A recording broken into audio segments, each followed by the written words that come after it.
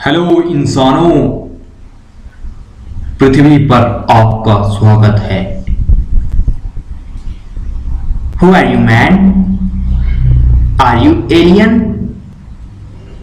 नहीं, मैं भी इसी धरती का प्राणी हूं। Where are you living man? मैं भारत में रहता हूं। Where is Bharat? भारत नहीं पता आपको? चलिए मैं भारत के बारे में आज आपको सब कुछ बताता हूं। पृथ्वी एक जियोइड आकार का गोला है। अगर इस गोले को 20 से 2 टुकड़े कर दिए जाएं, तो ऊपरी भाग नॉर्दर्न हेमीस्फीयर यानी कि उत्तरी गोलार्ध और निचला भाग दक्षिणी गोलार्ध यानी कि सदर्न हेमीस्फीयर कहलाता है। और जहां से इसे कट किया गया है उसे इक्वेटर यानी कि भूमध्य रेखा या विषुवत रेखा कहते हैं। हमारा प्यारा भारत भी इसी गोले के उत्तरी भाग यानी कि नॉर्दर्न हेमीस्फीयर में स्थित है। चलिए हम आपको मैप की सहायता से भारत को दिखाते हैं।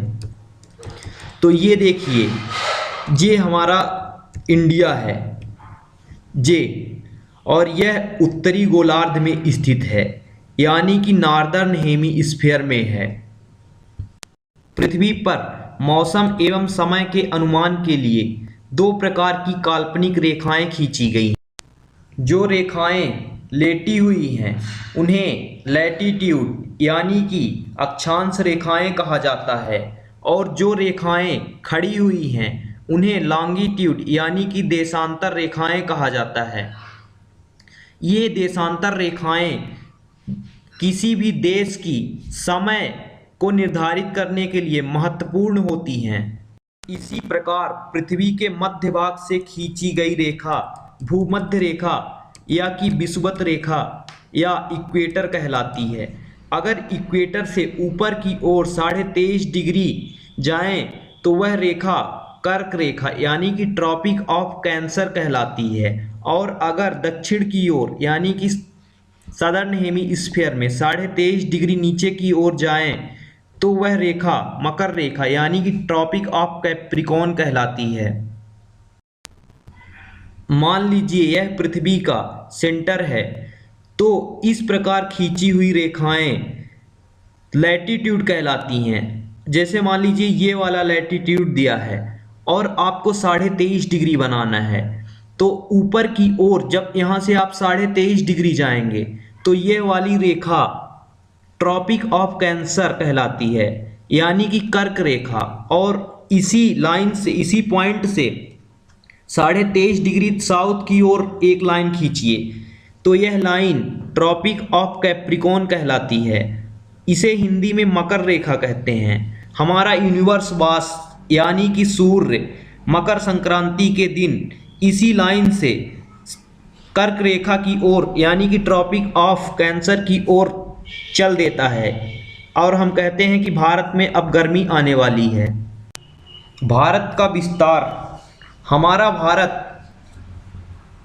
8 डिग्री 4 मिनट उत्तरी अक्षांश से लेकर 37 डिग्री 6 मिनट उत्तरी अक्षांश के बीच और 68 डिग्री 7 मिनट पूर्वी देशांतर से 97 डिग्री 25 मिनट पूर्वी देशांतर के मध्य हैं। अगर हम बात करें आइलैंड की, जो कि अंडमान निकोबार, तो इसकी शुरुआत 6 डिग्री 7 मिनट से होती है। परंतु मेनलैंड यानी कि मुख्य भूमि का सिरा जो कि कन्याकुमारी है, यहाँ से अगर बात करें तो यह 8 डिग्री 4 मिनट से शुरू होता है।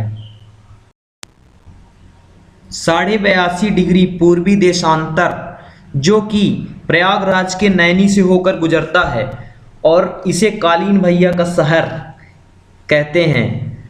और मैं यहीं से दक्षिण में 70 किलोमीटर दूर खड़े होकर यह वीडियो रिकॉर्ड कर रहा हूँ। Wow, it's amazing man. तो हम भारत की ईस्टर्न, वेस्टर्न, सदर्न एवं नॉर्दर्न मोस्ट पॉइंट जानते हैं। तो सबसे पहले हम बात करते हैं नॉर्दर्न मोस्ट पॉइंट की, जो कि भारत के सियाचिन ग्लेशियर पर स्थित है, और यह है इंदिरा कॉल ये देखिए, ये जहाँ जहाँ ये पिन रखा है वहीं पर इंदिरा काल है और यही भारत का उत्तरतम बिंदु है, यानी कि नॉर्दर्न मोस्ट पॉइंट है। अब हम बात करें वेस्टर्न मोस्ट पॉइंट की, यानी कि पश्चिमतम बिंदु की, तो ये गुजरात राज्य में स्थित है। और मैं आपको दिखाना चाहूँगा, ये देखिए दोस्तों, ये है नारायण सरोवर और इसी के पास स्थित है गौरमोती, जो कि भारत का पश्चिमतम यानी कि वेस्टर्न मोस्ट पॉइंट है।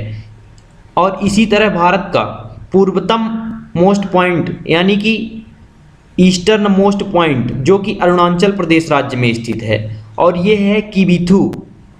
ये देखिए दोस्तों, किबिथु यही भारत का पूर्वतम बिंदु है, यानी कि ईस्टर्न मोस्ट पॉइंट है। अब सदर्न मोस्ट पॉइंट की बात करें तो दो सदर्न मोस्ट पॉइंट है, क्योंकि मेनलैंड में एक अलग सदर्न मोस्ट पॉइंट है और जो कि आइलैंड है भारत का अंडमान निकोबार, वहाँ एक अलग सदर्न मोस्ट पॉइंट है। तो सबसे पहले हम इसकी बात कर लेते हैं मेनलैंड की। तो मेनलैंड में कन्याकुमारी, ये देखिए दोस्तों, यही भारत का सदर्न मोस्ट पॉइंट है, मुख्य भूमिका। और अगर आइलैंड की बात करें तो आइलैंड ये देखिए अंडमान निकोबार, और इसमें है इंदिरा पॉइंट, जो कि भारत का सदर्न मोस्ट पॉइंट है। भारत की पूर्व से पश्चिम तक की दूरी 2933 किलोमीटर है और इसी प्रकार भारत की उत्तर से लेकर दक्षिण के बीच की दूरी 3214 किलोमीटर है। यह कश्मीर से कन्याकुमारी तक के बीच की दूरी है। मेरे चैनल को लाइक, सब्सक्राइब और शेयर करें। Thanks for watching. Bye bye.